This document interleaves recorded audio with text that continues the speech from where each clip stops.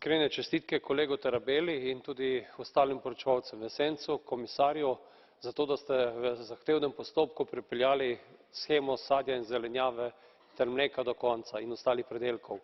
Gre za zelo pomemben ukrep, s katerim, kot je bilo že rečeno, na eni strani izboljšamo prehranske navade pri otrocih, kar je zelo pomembno za njihovo zdravje, po drugi strani pa tudi omogočimo, da je sadje in zelenjava na jedilniku v šoli in da se te navade kasneje prenašajo tudi v domove.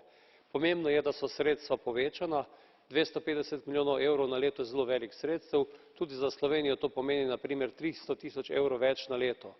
Prav v Sloveniji že vrsto let uvajamo tudi lokalno pridelane produkte v obroke mladih v osnovnih šolah preko tradicionalnega medenega zajtrka.